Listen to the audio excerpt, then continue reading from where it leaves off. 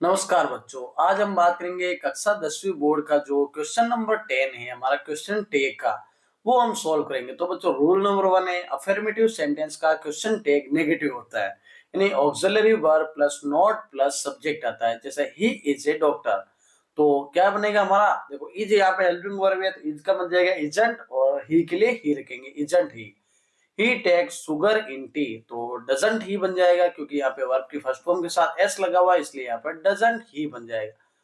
Negative sentence का question tag affirmative होता है, यानी ऑक्सिलरी वर्ब प्लस सब्जेक्ट का प्रयोग क्वेश्चन टैग में होता है। जैसे सी कांट स्पीक इंग्लिश, वह स्पीक नहीं बोल सकती इंग्लिश, तो can see you haven't given up at all, तो हैव यू, हैवंट का हैव हो जाएगा, यू का यू रहेगा।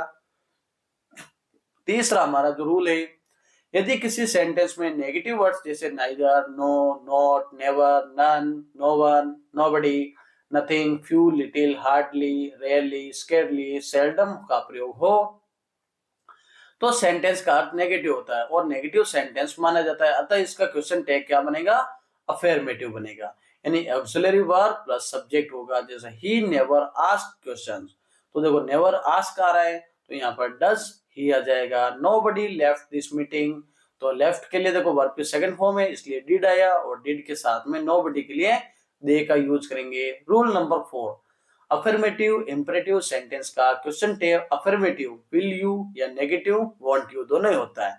से हैव सम टी, तो विल यू भी हो जाएगा, वांट यू भी हो सकता है। डू योर बेस्ट, तो इसका विल यू भी होगा या वांट यू भी हो जाएगा। अब rule number 5, negative imperative sentence का question tag affirmative will you होता है। तो डोंट राइट हियर, तो उसका हो जाएगा will you. Don't tell me, इसका हो जाएगा विल यू। यदि इंपरेटिव सेंटेंस में प्रयुक्त वर्ब को डांट फटकार के भाव बोध होता है तो क्वेश्चन टैग कांट यू का प्रयोग होगा। जैसे शट अप, तो क्या आएगा can't you. Get out from here, यहां से बाहर निकल जाओ, तो क्या आ जाएगा कांट यू। सातवां बच्चों, यदि इंपरेटिव सेंटेंस लेट अस या लेट्स से स्टार्ट हो तो प्रस्ताव सुझाव का बोध होता है, तो इसके लिए क्वेश्चन टैग शेल भी होता है। जैसे लेट्स डू इट नाउ, इसको अभी करो, तो shall B.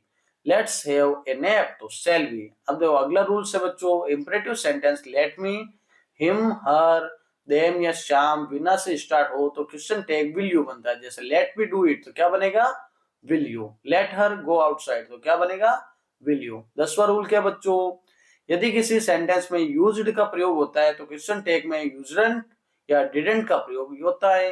He used to go there, तो यूज्डंट या didn't he usedn't to go there, तो यूज्ड या डिड दे आ जाएगा। अब देखो रूल नंबर 11, यदि किसी सेंटेंस के सब्जेक्ट के रूप में no one, anyone, someone, everyone, everybody, somebody, nobody, anybody का प्रयोग हो तो क्वेश्चन टैग का में सब्जेक्ट दे का प्रयोग होता है। जैसे समबडी कॉल्ड हिम, तो डिडंट दे क्योंकि सेकंड फॉर्म है। नोबडी हैज सीन गॉड, तो हैव दे क्योंकि दे यहाँ पे आ जाएगा। रूल नंबर 12, यदि किसी सेंटेंस के सब्जेक्ट के रूप में नथिंग, एवरीथिंग, समथिंग, एनीथिंग हो तो टेक क्वेश्चन का सब्जेक्ट इट होगा। जैसे नथिंग इज हियर, तो इज इट होगा। यदि किसी सेंटेंस का सब्जेक्ट के रूप में दिस डेट का प्रयोग हो तो टेक क्वेश्चन का सब्जेक्ट ही, शी या इट होगा। जैसे दिस इज माय पेन, तो इजंट इट, ऐसे हमें करना है। अब रूल नंबर 14, यदि किसी सेंटेंस के सब्जेक्ट के रूप में दिस या दैट का प्रयोग हो तो क्वेश्चन टैग का सब्जेक्ट दे होता है। जैसे दीज आर माय पेन्स, तो क्या आएगा बच्चों आरंट दे। और यदि किसी सेंटेंस के सब्जेक्ट के रूप में देयर या वन हो तो क्वेश्चन टैग का सब्जेक्ट देयर या देयर वन का वन ही रहेगा। जैसे one can not do this type of work, तो कैन वन आ जाएगा। There is a book on the table, तो इजंट देयर, ऐसा जाएगा। अब देखो बच्चों एक एक्सरसाइज दे रखी है, उस एक्सरसाइज को जैसे करना है। जैसे पहला क्वेश्चन क्या बच्चों, ही इज हैंडसम, तो नेगेटिव बनेगा तो इजंट ही बन जाएगा। He will not write a letter, तो क्या जाएगा नेगेटिव है तो पॉजिटिव बनेगा, तो विल ही बन जाएगा। You now little about politics, क्या आप तो देखो या वर्ग की फर्स्ट फॉर्म में नाउ, तो यहाँ पर डू आएगा, तो डू के लिए क्या लगेगा यू, डू यू।